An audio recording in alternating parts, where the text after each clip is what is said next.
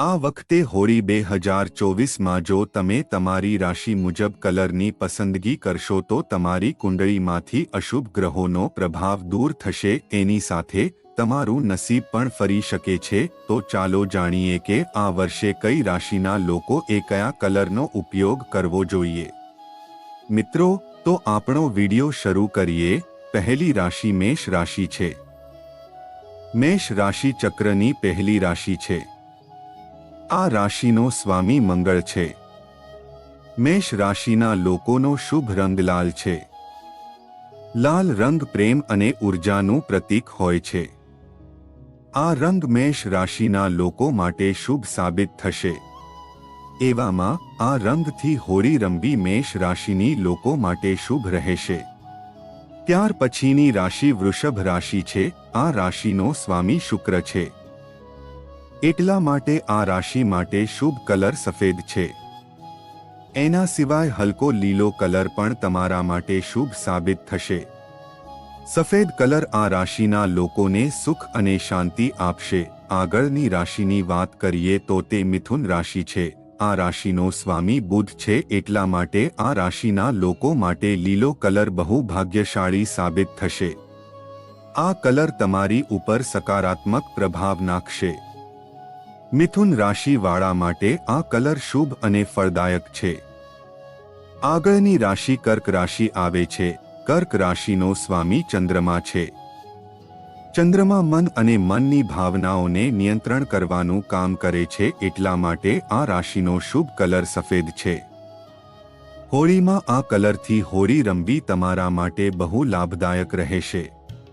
આગળની રાશિ સિંહ રાશિ છે। આ રાશિનો સ્વામી સૂર્ય છે। આ ગ્રહને સફળતાનું પ્રતીક માનવામાં આવે છે। આ રાશિના લોકો માટે શુભ કલર ઘાટો લાલ, પીળો અને સુનહરા છે। એવામાં હોળી 2024ના દિવસે આ કલરનો ઉપયોગ કરો, આ તમને માનસિક સુખ આપશે। ત્યારબાદની રાશિ કન્યા રાશિ છે। કન્યા રાશિનો શુભ કલર ઘાટો લીલો છે। લીલો કલર સુખ અને સમૃદ્ધિનું પ્રતીક માનવામાં આવ્યો છે। એના સિવાય નીલો કલર પણ આ લોકો માટે સારો છે। એવામાં તમે નીલો કે લીલો કોઈ પણ કલરથી હોળી રમી શકો છો। ત્યારબાદ તુલા રાશિ છે। આ રાશિનો સ્વામી શુક્ર છે, એટલા માટે આ રાશિના લોકો માટે શુભ કલર સફેદ અને હલકો પીળો છે। એવામાં તુલા રાશિના લોકોએ પીળા કલરથી હોળી રમવી જોઈએ। ત્યાર પછી વૃશ્ચિક રાશિ। આ રાશિનો સ્વામી મંગળ છે, એટલા માટે આ રાશિના લોકો માટે લાલ અને મરૂન કલરને શુભ માનવામાં આવ્યો છે। વૃશ્ચિક રાશિના લોકો માટે શુભ કલરનો ઉપયોગ બહુ ફાયદામંદ સાબિત થઈ શકે છે।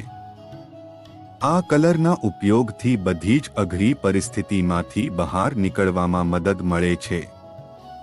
ધનુ રાશિની વાત કરીએ તો આ રાશિનો સ્વામી ગુરુ છે। ગુરુનો શુભ કલર પીળો હોય છે। જો સંભવ હોય તો આ રાશિના લોકોએ હોળી 2024 રમતી વખતે પીળા કલરનો ઉપયોગ કરવો જોઈએ।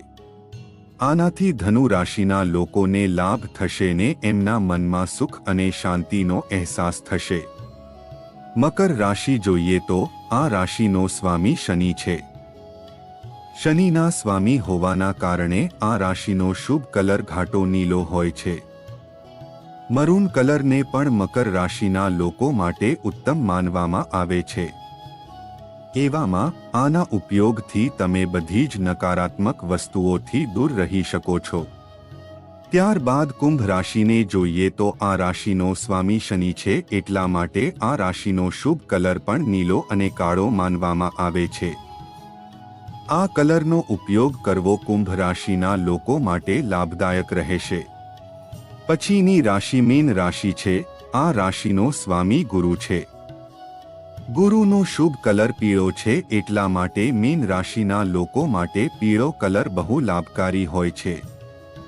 આ કલર તમારા જીવનમાં શુભતા લઈને આવશે અને તમને બધી જ સમસ્યાથી દૂર રાખશે।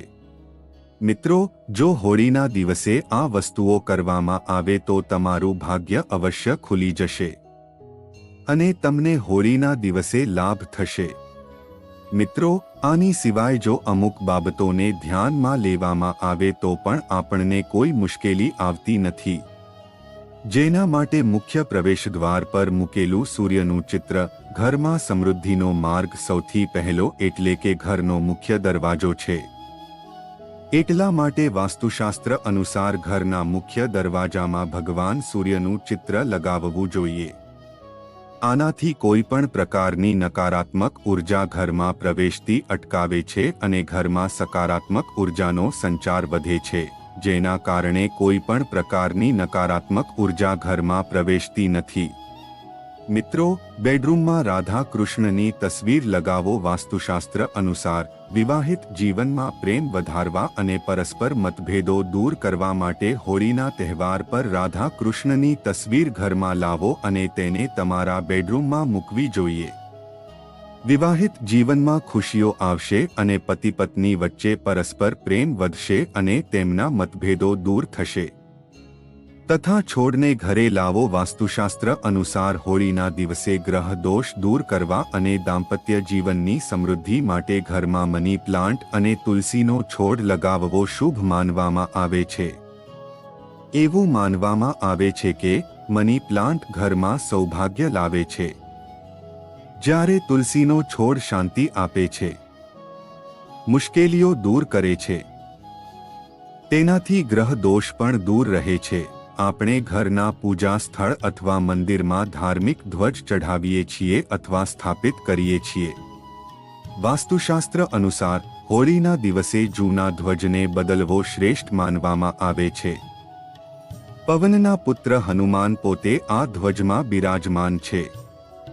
આવી સ્થિતિમાં પૂજા સ્થાન પર ધ્વજ ફરકાવવો અથવા બદલવાથી ઘરમાં ખુશીઓ આવે છે, કારણ કે ધ્વજને સુખ, શાંતિ, સન્માન અને ખુશીનું પ્રતીક માનવામાં આવે છે। જો પતિ પત્ની વચ્ચે લાંબા સમયથી ઝઘડો ચાલતો હોય અને મતભેદ હોય તો હોલિકા દહનના સમયે 5 લવિંગ લઈને તેને માથા પર 7 વાર ફેરવો અને હોલિકામાં મૂકો અને પ્રાર્થના પણ કરવી જોઈએ, તમારી પરેશાનીઓમાંથી મુક્તિ મેળવવા માટે। આ તમારા વિવાહિત જીવનમાં મદદ કરશે, સકારાત્મક અસર થશે। વિવાહિત જીવનમાં પ્રેમને મજબૂત કરવા માટે હોળીના 5મા દિવસે અથવા બને ત્યાં સુધી ગરીબ, અસહાય અને અનાથ લોકોને ભોજન ખવડાવો અને તેમને મીઠાઈ પણ ખવડાવો। તેનાથી શ્રી કૃષ્ણના આશીર્વાદ મળશે અને તમારું યુગલ કાયમ રહેશે। હોલિકા દહનના દિવસે 5 લવિંગ અને કપૂર આગમાં નાખો અને લવિંગ બળી જાય પછી તેને તમારા કપાળ પર લગાવો। આમ કરવાથી તમે માનસિક શાંતિ મેળવી શકો છો અને તમામ દુઃખોથી પણ મુક્તિ મેળવી શકો છો। હોલિકા દહનના દિવસે સૂકા નારિયેળનો ઉપાય। હોલિકા દહનના દિવસે પોતાની ઉપર એક સૂકું નાળિયેર નાખીને સળગતી અગ્નિમાં નાખો। તેનાથી ખરાબ અસર અને રાહત મળી શકે છે। તેમજ હોલિકા દહનના દિવસે 2 લવિંગ લો અને તેને ઘીમાં બોળી દો। આ પછી સાંજે હોલિકા દહનમાં સોપારી અને બાતાશા સાથે આગમાં ઘીમાં પલાળેલી લવિંગ મૂકો। આ ફાયદાકારક બની શકે છે।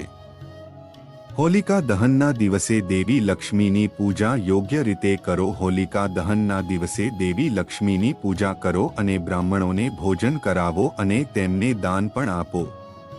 તેનાથી સારા નસીબમાં વધારો થઈ શકે છે।